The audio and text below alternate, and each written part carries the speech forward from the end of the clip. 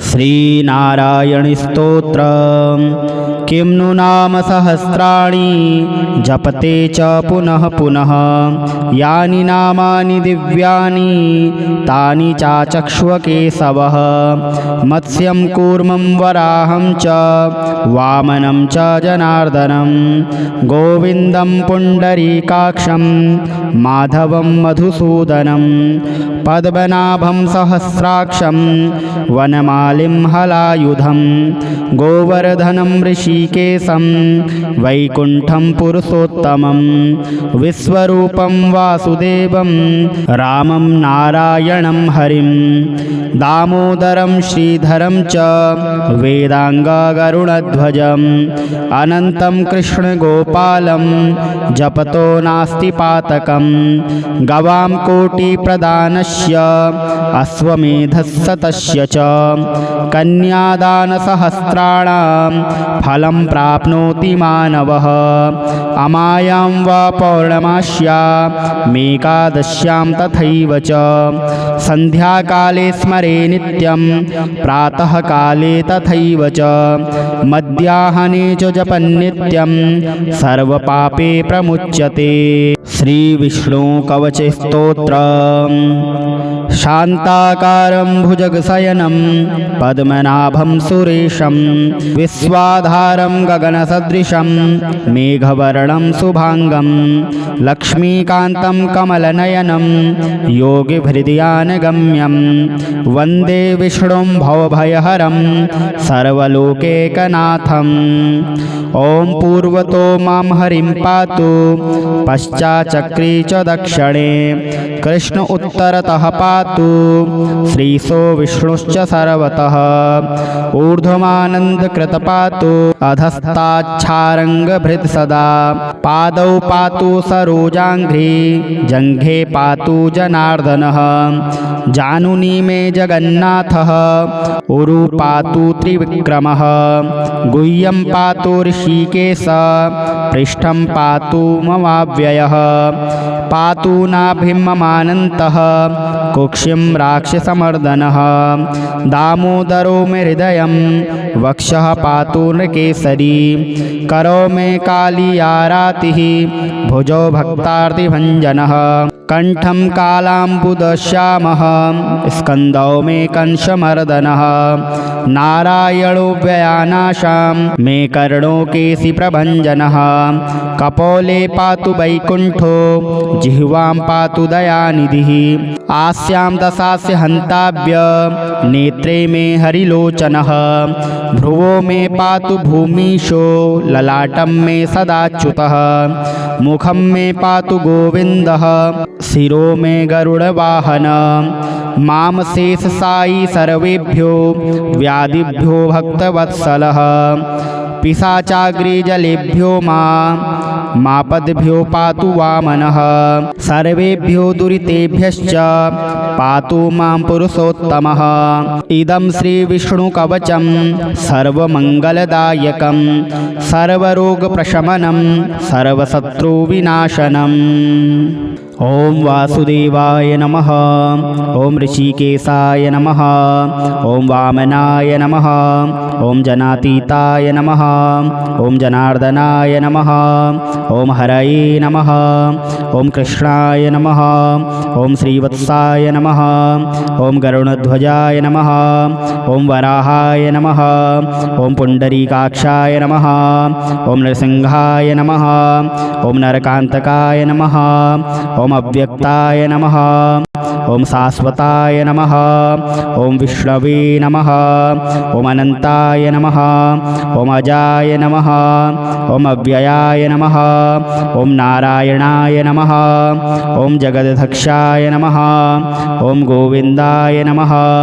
ॐ कीर्तिभाजनाय नमः। ॐ गोवर्धनधराय नमः। ॐ देवाय नमः। ॐ भूधराय नमः। ॐ भुवनेश्वराय नमः। ॐ वेदवेत्रे नमः। ॐ यज्ञपुरुषाय नमः। ॐ यज्ञेशाय नमः। ॐ यज्ञवाहनाय नमः। ॐ चक्रपाणिने नमः। ॐ गदापाणिने नमः। ॐ पीतवाससे नमः। ॐ त्रिविक्रमाय नमः। ॐ त्रिकालज्ञाय नमः। ॐ त्रिमूर्तये नमः। ॐ नन्दिकेश्वराय नमः। ॐ रामाय नमः। ॐ हयग्रीवाय नमः। ॐ भीमाय नमः। ॐ रौद्राय नमः। ॐ भवोद्भवाय नमः। ॐ श्रीपतये नमः। ॐ श्रीधराय नमः। ॐ श्रीशाय नमः। ॐ मङ्गलाय नमः। ॐ सर्वमङ्गलाय नमः। ॐ दामोदराय नमः। ॐ दमोपेताय नमः। ॐ हिरण्यरेतसे नमः। ॐ दीप्ताय नमः। ॐ पुराणाय नमः। ॐ पुरुषोत्तमाय नमः। ॐ सकलाय नमः। ॐ निष्कलाय नमः।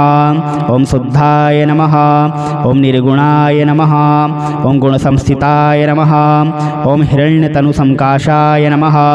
ॐ सूर्यसुतसमप्रभवे नमः। ॐ मेघश्यामाय नमः। ॐ चतुर्वाहवे नमः। ॐ कुशलाय नमः। ॐ कमलेक्षणाय नमः। ॐ ज्योतिरूपाय नमः।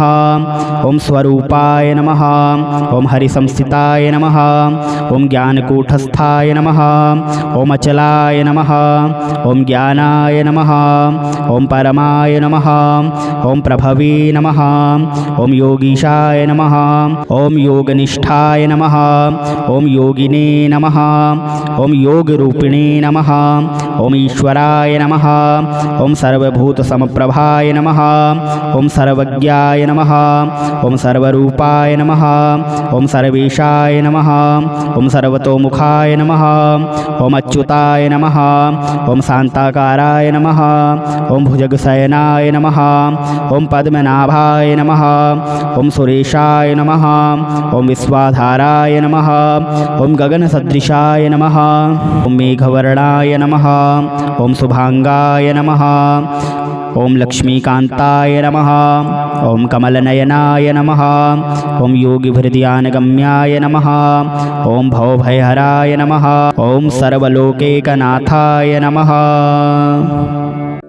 श्रीनारायणस्तोत्र किं नु नाम सहस्राणि जपते च पुनः पुनः यानि नामानि दिव्यानि तानि चाचक्ष्व केशवः मत्स्यं कूर्मं वराहं च वामनं च जनार्दनं गोविन्दं पुण्डरीकाक्षं माधवं मधुसूदनं पद्मनाभं सहस्राक्षं वनमालिं हलायुधं गोवर्धनं ऋषिकेशं वैकुण्ठं पुरुषोत्तमं विश्वरूपं वासुदेवं रामं नारायणं हरिं दामोदरं श्रीधरं च वेदाङ्गगरुडध्वजम् अनन्तं कृष्णगोपालं जपतो नास्ति पातकं गवां कोटिप्रदानस्य अश्वमेधस्सतस्य च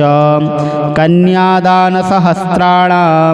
फलं प्राप्नोति मानवः अमायां वा पौर्णमास्यामेकादश्यां तथैव च सन्ध्याकाले स्मरे नित्यं प्रातःकाले तथैव च मध्याह्ने च जपन्नित्यं सर्वपापे प्रमुच्यते।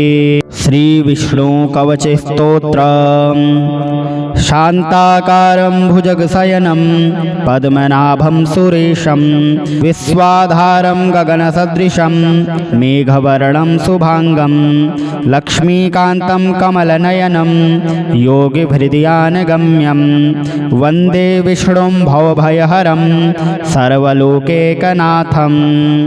ॐ पूर्वतो मां हरिं पातु पश्चाच्चक्रे च दक्षिणे कृष्ण उत्तरतः पातु पातु श्रीशो विष्णुश्च सर्वतः ऊर्ध्वमानन्दकृत पातु अधस्ताच्छारङ्गभृत् सदा पादौ पातु सरोजाङ्घ्रि जङ्घे पातु जनार्दनः जानुनी मे जगन्नाथः उरु पातु त्रिविक्रमः गुह्यं पातु ऋषिकेश पृष्ठं पातु ममाव्ययः पातु नाभिं ममानन्तः कुक्षिं राक्षसमर्दनः दामोदरो मे हृदयं वक्षः पातु नृकेसरी करो मे कालियारातिः भुजो भक्तार्तिभञ्जनः कंठं कालाम्बुदश्यामः स्कन्दौ मे कंशमर्दनः नारायणो व्ययानाशां मे कर्णो केशिप्रभञ्जनः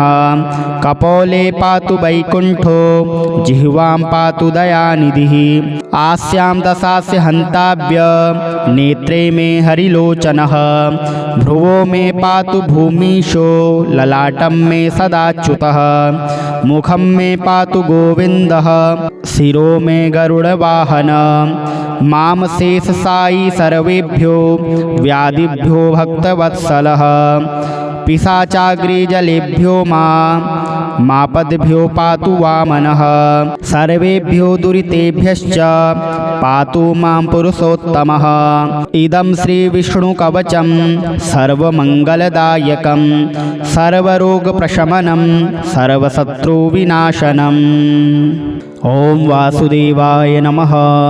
ओम ऋषिकेशाय नमः। ओम वामनाय नमः। ओम जनातीताय नमः। ओम जनार्दनाय नमः। ओम हरये नमः। ओम कृष्णाय नमः। ओम श्रीवत्साय नमः। ओम गरुणध्वजाय नमः। ओम वराहाय नमः। ओम पुंडरीकाक्षाय नमः। ओम नरसिंहाय नमः। ओम नरकांतकाय नमः। ओम अव्यक्ताय नमः। ओम शाश्वताय नमः। ओम विष्णवे नमः। ओम अनंताय नमः। ओम अजाय नमः। ओम अव्ययाय नमः। ओम नारायणाय नमः। ओम जगदधक्षाय नमः। ओम गोविंदाय नमः। ओम कीर्तिभाजनाय नमः। ओम गोवर्धनधराय नमः। ओम देवाय नमः। ओम भूधराय नमः। ओम भुवनेश्वराय नमः। ओम वेदवेत्रे नमः। ओम यज्ञपुरुषाय नमः। ओम यज्ञेशाय नमः। ओम यज्ञवाहनाय नमः। ओम चक्रपाणिने नमः। ओम गदापाणिने नमः। ओम पीतवाससे नमः। ओम त्रिविक्रमाय नमः। ओम त्रिकालज्ञाय नमः। ओम त्रिमूर्तये नमः। ओम नंदिकेश्वराय नमः। ओम रामाय नमः। ओम हयग्रीवाय नमः। ओम भीमाय नमः। ओम रौद्राय नमः। ओम भवोद्भवाय नमः। ओम श्रीपतये नमः। ओम श्रीधराय नमः। ओम श्रीशाय नमः। ओम मंगलाय नमः। ओम सर्वमंगलाय नमः। ओम दामोदराय नमः। ओम दमोपेताय नमः। ओम हिरण्यरेतसे नमः। ओम दीप्ताय नमः। ओम पुराणाय नमः। ओम पुरुषोत्तमाय नमः। ओम सकलाय नमः। ओम निष्कलाय नमः। ओम शुद्धाय नमः। ओम निर्गुणाय नमः। ओम गुणसंस्थिताय नमः। ओम हिरण्यतनुसंकाशाय नमः। ओम सूर्यसुतसमप्रभवे नमः। ओम मेघश्यामाय नमः। ओम चतुर्वाहवे नमः। ओम कुशलाय नमः। ओम कमलेक्षणाय नमः। ओम ज्योतिरूपाय नमः। ओम स्वरूपाय नमः। ओम हरिसंस्थिताय नमः। ओम ज्ञानकूटस्थाय नमः। ओम अचलाय नमः। ओम ज्ञानाय नमः। ओम परमाय नमः। ओम प्रभवे नमः। ओम योगीशाय नमः। ओम योगनिष्ठाय नमः। ओम योगिने नमः। ओम योगरूपिणे नमः।